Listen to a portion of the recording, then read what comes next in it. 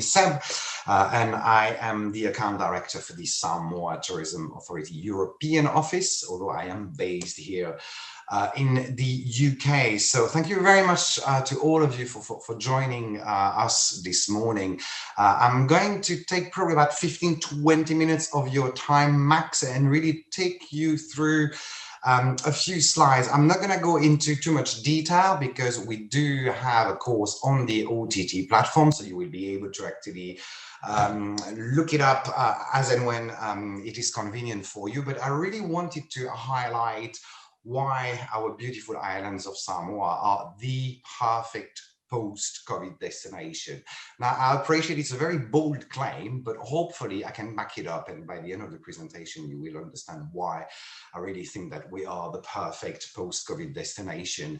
Well, the first reason is probably on the slide. You are looking at a busy beach in Samoa. Samoa is still reasonably new to tourism, and the great thing about the destination is that it's never busy. And yes, beaches are really that quiet, regardless of the time of the year you come and visit our beautiful island. So if you want social distancing, if your clients want social distancing, there's certainly a lot of it available in beautiful Samoa. Great news that I want to share with you is that we are still COVID-free. We're probably one of the very rare countries out there who have managed to keep the pandemic at bay. We were very quick to close the borders at the beginning of last year. Sadly, we haven't been able to welcome any visitors since then, but it has worked since we have managed to remain COVID-free. And at the moment, the population in Samoa is receiving their vaccine, which should be a reasonably quick process, considering that we are a very small country and our total population doesn't even reach 200,000 inhabitants. So here we are, Samoa, right in the middle of the South Pacific, very small country. We do have a total of 10 islands altogether. That being said, there are really two main tourist destinations. This will be the main island of Upolu, which is home to an international airport and also home to the only town that you will find in Samoa, and that is the capital city of Apia. And when I say city, really, it is a large village, home to about 45,000 inhabitants. Distances are very short. Driving is very easy in Samoa. We drive on the left-hand side of the car, so very easy for Brits visiting us.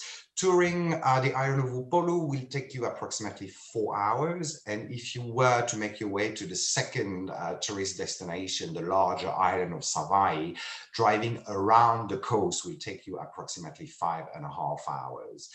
Getting from one island to the other is done by ferry service. They are running very regularly from very early morning until late afternoon, early evening, and the crossing will take you 1 hour. Now, as you are probably aware, we are quite a long way from the UK. In fact, we are the furthest destination you can possibly fly to from the UK. We're talking 3 flights and over 30-hour journey altogether, which can be off-putting. The reality, however, is that nobody comes to Samoa right away from the UK. We are pretty much systematically combined with a main stay in either Australia or New Zealand, or combined with other South Pacific destinations. And once you are in the region, connections are very frequent and flight times are reasonably short. Our main hub really would be Auckland, New Zealand, with daily connections operated by Air New Zealand and our national carrier Samoa Airways. And the flight duration is just under 4 hours. We also have very good connection from and to Australia. Our national carrier, Samoa Airways, operates out of Sydney 4 times a week, and the flight time takes approximately 5 hours. Before the pandemic, Virgin Australia was also operating 2 weekly flights out of Brisbane. Unfortunately, Virgin Australia or Virgin Samoa is no longer operating, so it is unlikely that the Brisbane route will be operated over the coming month when the borders reopen, but hopefully our national carrier will take over the slot in the future. There is another way to get to Samoa, and that's from neighboring South Pacific islands. And we do have 6 flights a week in and out of Nandi, Fiji, operated by Fiji Airways. Short flight, 2 to 3 hours, depending on the size of the aircraft. And once a week, and once a week only, Fiji Airways stops in Samoa, let passenger off, and then carries on all the way to Honolulu, Hawaii. That's a 5-hour journey, but that is only taking place once a week. And then the last connectivity that we have is with the neighboring island of Tonga, courtesy of Real Tonga, the national carrier. We do have 2 weekly connection. Flight times varies, 2 hours to reach the northern part of Tonga, or 4 hours to reach the southern part of Tonga. So very easily accessible once you are in the region. And again, your passengers wanting to come to Samoa will be holidaying in Australia or New Zealand before coming to us, usually on the way back to Europe. Second reason why we are the perfect post-pandemic destination, well, look at those beautiful landscapes. People have been talking about going back to nature. I think that being stuck at home, people have started to appreciate their surrounding and nature a lot more. And we've got plenty of beautiful landscapes in Samoa. We are a reasonably poor country still. We export very little. We don't have any precious metal. We don't have any oil. But what we do have plenty of are those stunning landscapes. And not only they are stunning, but very diverse. Although we are a very small country, we're very lucky to have a very rich ecosystem. And within a matter of minutes, you can find yourself going from one of those beautiful beaches, again, another busy beach in Samoa, you can see there on the slide, to very thick and dense jungle in the middle of the islands, where you will be able to enjoy all kind of waterfalls, cascades. You can see Tosua on the slide there at the bottom left, which is to Samoa what Big Ben would be to London. It is the most visited and most photographed site on the islands. However, even on a busy day, you will probably bump into maybe 10 other people. It is that quiet all year long. Then we also have volcanic sites on the island, and a lot of people do stop by the water, the holes, sorry, the blowholes that you can see at the top right-hand side, shooting up to 60 meters in the air. And it's not just about beautiful landscape, but we have beautiful people in Samoa, and that's true for the whole of the South Pacific. They are some of the smiliest, most welcoming people you will ever get to see. And they are always very chatty, very curious to interact with the visitors. English is commonly spoken. It is one of our national languages, so there are no breakdown in communication there. And what the local are going to be telling you about is their culture. That is one of the other reasons why people come down to Samoa. We are the birthplace of Polynesian culture. And in actual fact, the majority of the customs that you will find scattered across the South Pacific and Polynesia in particular all originate from Samoa, and more specifically the larger island of Savaii. And people really do still live a very simple life, and they really do follow traditions. They have a code of conduct that they follow on a daily basis called Fa'a Samoa, which is pretty simple, really. The principles are: be kind to one another, be kind to yourself, be kind to nature, and make sure that our traditions will be passed on to the next generation so that they will remain alive for the next 3,000 years. And if you have passengers interested in culture, I cannot think of a better place to visit. There are various ways to immerse yourself in the culture. If you want to drive around the island, you can stop in any of the 372 villages forming Samoa, and the locals will always welcome you with open arms, give you a tour of the facilities, probably introduce you to the village chief, the Matai. Although we are a democracy, the real bosses, the real political leaders in Samoa remain the village chief. And the likelihood is that you're probably going to be invited to share the evening meal with the entire community. eating in Samoa is very important. It really is the time of the day where the entire community comes together. We do not actually have kitchens in homes in Samoa. There is one communal kitchen located in the middle of the village, and that's where the entire community comes together to share their evening meal. And one of the specificity of the cooking in Samoa is that it is a man's job. Women do not have to cook in Samoa.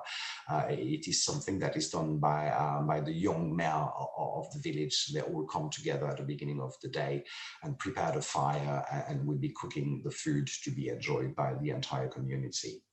Another option to get to grip with the local culture is to visit the Samoan Cultural Village.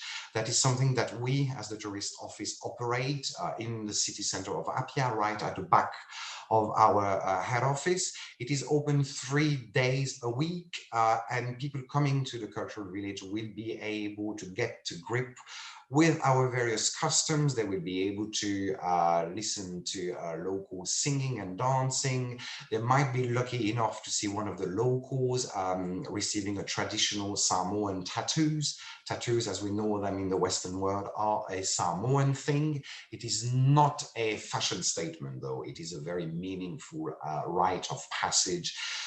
Usually performed on young men, although it is becoming increasingly popular with young female, and that really is a very important rite of passage between childhood and adulthood. So there is plenty of opportunity to really get to grip with the local culture. And Samoa is also a very appealing destination for a large demographic.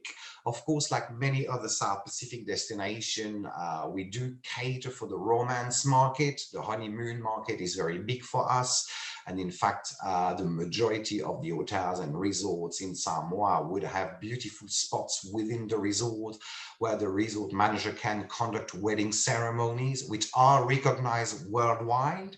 And that can be organized through your DMC or tour operator on behalf of your clients prior to their arrival in Samoa. But it's not just about romance. We are very good for families as well. Not so much from the UK because it is quite a long way, but we do happen to have a lot of New Zealand or Australian families during the school half term, and there is plenty of activities to keep the kids entertained there.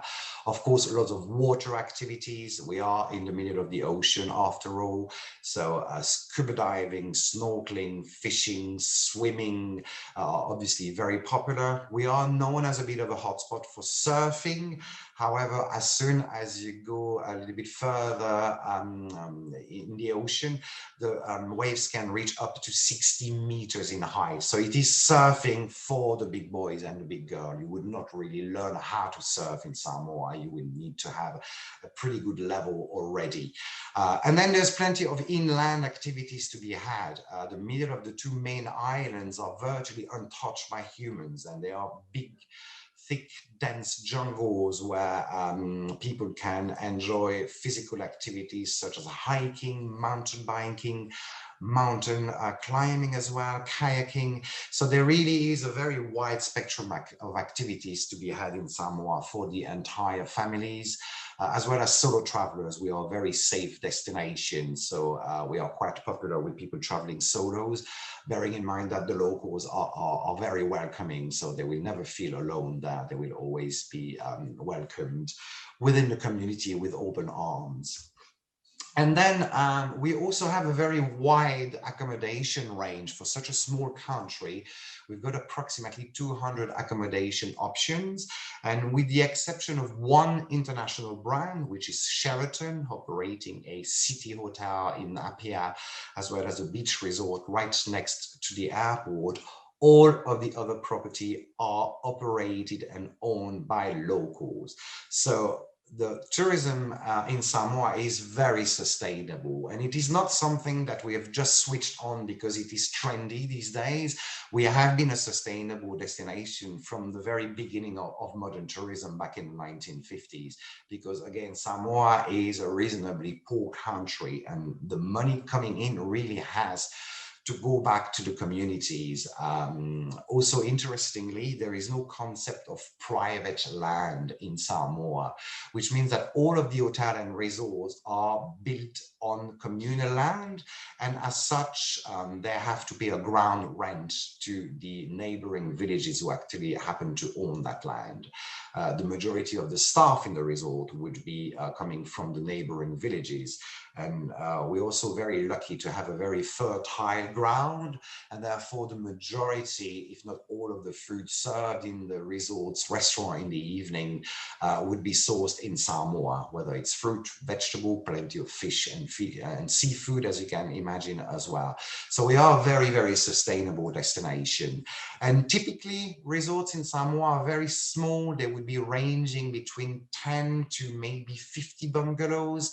And 50 is very large by Samoan standard.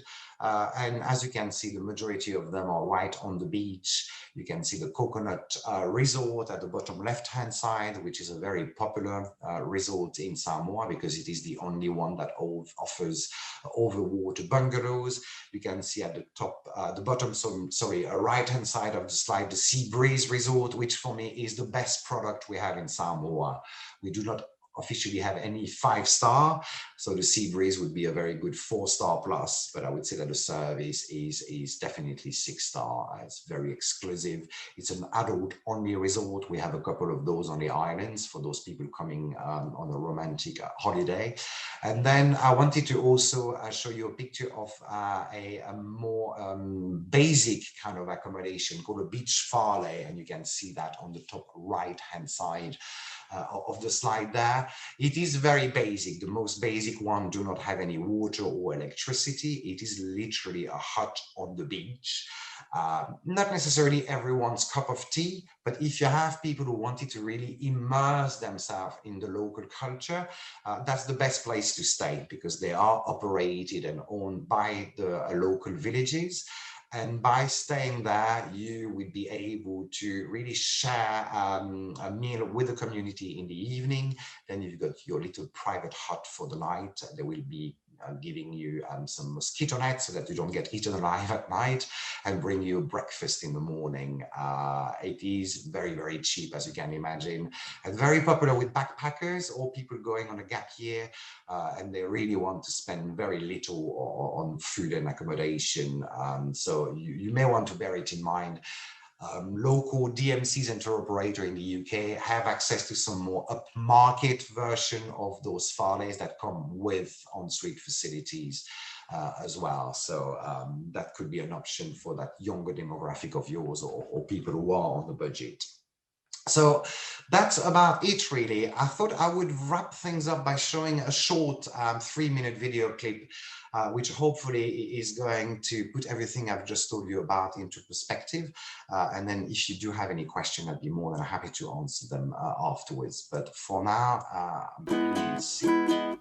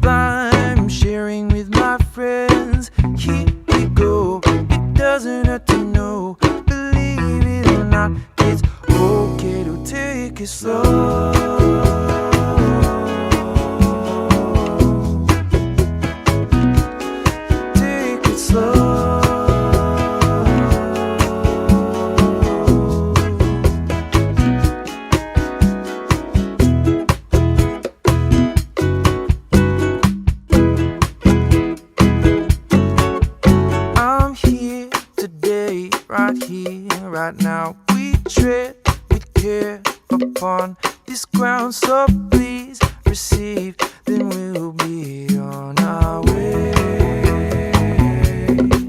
We've seen some land so far and wide, it walks with us on every stride. We mean no harm or bring any demands. Take your time, easy does it, man. It's sublime, sharing with my friends. Here we go, it doesn't hurt to know. Believe it or not, it's okay to take it slow.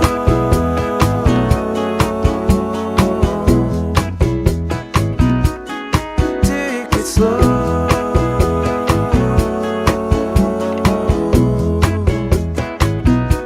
We take it slow.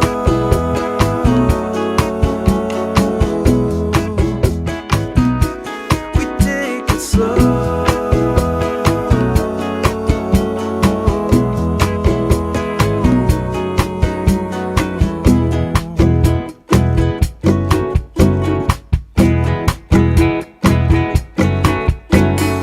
Ooh, eh, ooh. Okay, well, I hope you enjoyed that video. It always makes me feel homesick. I cannot wait to go back, hopefully when the border reopens. On that note, there are no set date for the time being. I know that there are talks between the Australian, New Zealand government and some of the South Pacific Island, and we're hoping that there might be a travel corridor launched over the next few weeks or months. Obviously, accessibility from Europe is very much going to be depending on the global situation, not only in Europe, but as well as the US, the Middle East, or Asia, since these are the main gateway to access the islands of Samoa. So, Yomanti, I don't know if there are any questions for me in the chat box. Yeah, yes, there are some questions. Um, just one second. How many days do you have to be on island before you can get married, and how much is the fee for the ceremony? So the fee for the paperwork is something along the lines of between 15 and 20 pounds. It is really cheap, and that can be organized through DMCs. You have to spend 48 hours on the island before you can actually get legally married. And the request must be made no earlier than 2 months prior to arrival in Samoa. Again, if you do work through a DMC or a tour operator, they will be able to organize the paperwork for your client. As far as the wedding packages are concerned, these will vary really. I mean, there are all kind of wedding packages available, and all of the resorts really in Samoa would be able to offer those honeymoon package. Some of them only include the ceremony. Some of them would be including the evening meal. There are some honeymoon suites available in the resort, so the price will really vary. But talking about room rate and the cost of staying in Samoa, you are probably looking at about a third of what you would be paying for a similar level of accommodation in French Polynesia. It is cheaper than Fiji as well. And the cost of life locally is really, really low. A pint of local lager in a local pub or restaurant would probably set you back about £1.40. So it's very good value for money destination. Okay, brilliant. And Tanya's asking, what is the best month to visit the island? So temperature wise, it's pretty constant. It's between 27 and 29 degrees. So as such, we really are an all year round destination. The only difference is that the month of April through to late October are known as the dry month, whereas November through to March is known as the wet season. It doesn't mean that it is going to be raining non-stop. Usually it can rain really heavily for about half an hour, and then the clouds go away and the sunshine comes back. but there is a higher level of humidity in the air during the winter months, so it feels a bit more warm. But that being said, we are very popular over the Christmas holidays or Easter holidays with the local markets being Australia or New Zealand. So it's a really all year round destination. It's just a matter of can you handle the humidity during the winter month or not. Okay, there's a question about the cost of living. Like, actually, you did mention a little bit that it's pretty low, but maybe you want to add anything else? No, as I said, you're really looking, because tourism is still reasonably new to us. You're really looking at about a third of what people would be prepared to pay to go to French Polynesia. To give you an idea, and I mean, really take it with a pinch of salt, but if you're looking at a good 4-star resort, and that's where most Europeans tend to stay, the room rate for 2 people, including breakfast, is probably going to be in the region of about £120 on average. And that would be for the top end, for the 4-star. There are accommodation options that are going to be cheaper. So it is a very good value for money. Okay, and then Olet is also asking if, because you did mention that there's a possibility to sell the basic beach huts through the UK market. Yeah, that's correct. So the one that I showed on the slide, the really basic one, this cannot be booked in advance. There is no electricity, no water, so those huts cannot be booked on a website. It's a matter of turning up at the village and ask to speak with the village chief, who is going to be negotiating the price with you. But as I mentioned earlier on, half board for the night is probably going to be around £25. The longer you stay, the better the deal.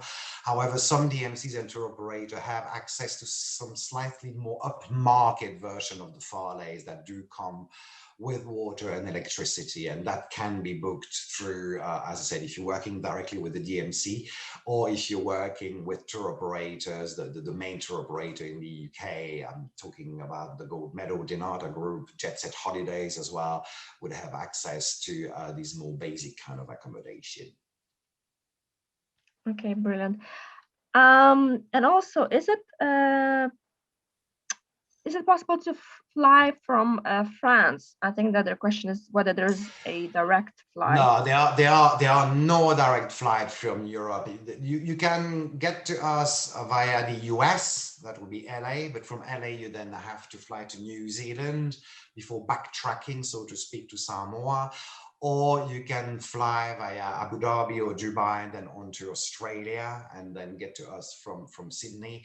Or you can go via Hong Kong, Seoul, or Singapore. But whichever way you get to us, you are looking at 3 flights and a minimum of 32 plus hours, including the waiting time at the airport. And this is why we don't really have any people coming to us directly from Europe. It's really always as a usually post Australia or New Zealand stay. Okay, brilliant. And I guess Samoa does have an image library that we could share with the agent, because Lise is asking. Absolutely. So can you see my screen still, Yomante? Yep. There you go. So these are my details. I'm based in the UK, as I mentioned. We do have a B2C website, samoa.travel, and that's where you will be able to download those Zoom background images that we were talking about just before the presentation. And we also have a digital library. The details are on the slide. So it's samoa.brandkit.io. You will have to register. However, you will receive the credentials very quickly. And then on that digital library, there is a very large selection of images, also video clips that you can download. You don't need to ask permission. We do own the copyright for all of the material on the digital library. So if you can download it, you can use it for marketing purposes. And then we also have all the social media that you can think of, the handle, whether it's on Facebook, Twitter, TikTok, or Instagram, is simply Samoa Tourism. So you should be able to find what you are after on those websites. If you're stuck, you've got my details there, so do not hesitate to reach out. Okay, brilliant. And just a couple of final questions. So, is it better to take a car on each island, or is there a ferry that you can walk? So there are two options. There is a local public transportation on both islands. It's essentially a bus that goes clockwise and another one that's going to tour the island anti-clockwise. There's no timetable as such. There are some designated bus stop. However, the local don't really pay much attention to that. It's really a matter of standing on the road, wait for the bus, wave, and they will let you on. And then whenever you want to get off, just ask the driver to stop. So that is working. But a lot of the European people coming to Samoa, if they are there for a really short period of time and want to maximize their time, would be hiring a car. All the major car hire companies are available upon arrival at Samoa International Airport. As I mentioned earlier on, we drive on the left-hand side, so there's no challenges here.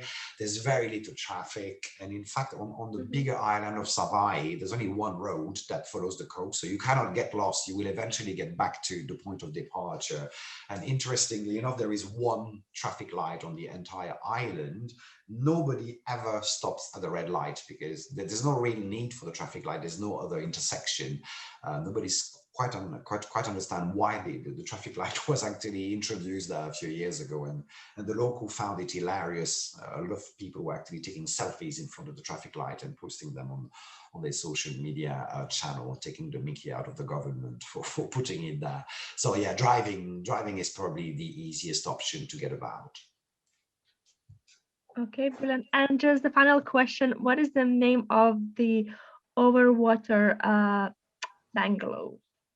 So the name of the resort there is the Coconut Beach Resort, and it is located on the island of Upolu, which is the most populated island, the island where you will be landing, and it's located on the south coast, which is home to some of the most beautiful beaches, not just in Samoa, but we have been in the top 10 of the, we have been in many top 10 over the years, as being home to some of the most beautiful beaches in the world.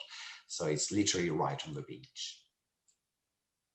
Okay, brilliant. And is it fine? So would the UK driving license be okay, or do you need to get an international driving?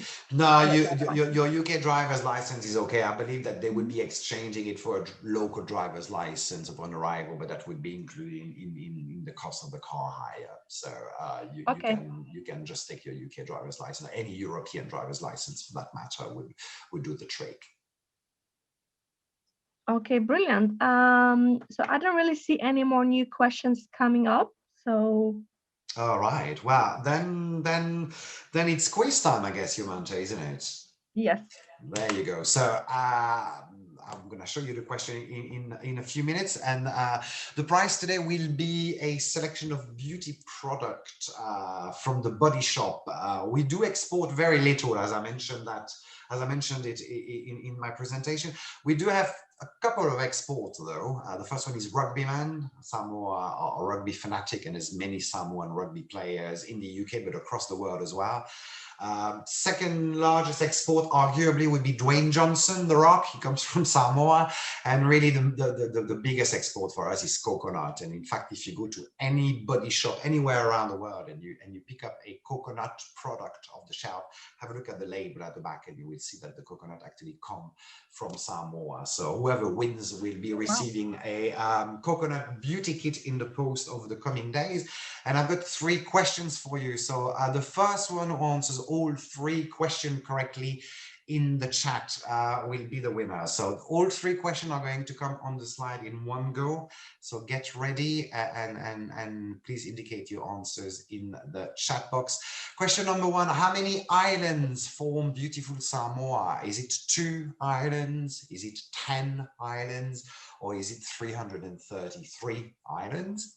Question number 2, what is the name of our capital city, which I mentioned earlier is a large village, really? Is that A, Papete, B, Nandi, or C, Apia?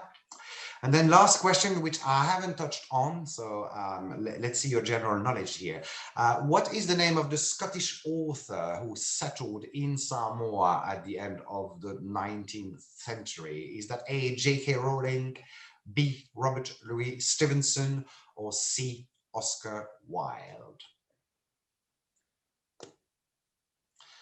So for some reason, I cannot see the chat, Yomante, so That's fine. I I'm looking rely at on the you to chat. let me know if we have a winner.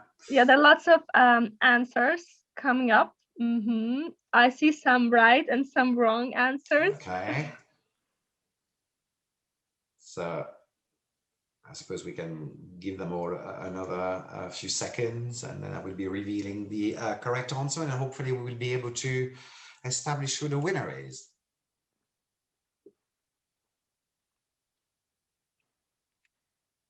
Has everybody been able to log their answers? Yeah, I think we have the winner. All right. So whilst you check the chat box and tell me who has won, here are the answers. How many islands form Beautiful Samoa? It is 10 altogether, although we only have really 2 main islands that do have tourist infrastructures. The others are either completely deserted and home to birds and beautiful beaches, or they are home to very few villages, indeed. The second answer is Apia is the name of the city, the capital city of Samoa. And then the name of the author who actually settled in Samoa is Robert Louis Stevenson. He actually moved to Samoa quite late in life, and he lived there for a few years before sadly he passed away in Samoa. And today his home, called Vailima, is a museum, and it is a very popular tourist destination in Samoa. It is to date still the largest private home on the island. So the winning combination really would be B, C, and B. So Yomante, let me know if we have a winner, and I will be able to organize the prize to be shipped over the coming days. Yep, we've got the winner, and it's Lydia Solet. All right, well, congratulations, Lydia. If you could possibly reach out to either myself or Yomante, you've got my details there with your postal address. I will make sure to send you the price and the post over the coming days. So thank you very much again to everybody for taking the time to listen to me today. I hope you have learned a few things. Don't forget, we do have a more in-depth course on the OTT platform that we have revamped a few weeks ago. So there is new imagery and some new information on there as well. So you have taken the course in the past, you may want to revisit it, and hopefully you will be finding some more information on that. So Yomante, sorry, over to you, I guess. Yes, so yeah, thank you so much for all of you who have participated, and wishing you a lovely day. Thank you, everybody. Bye-bye. Bye-bye.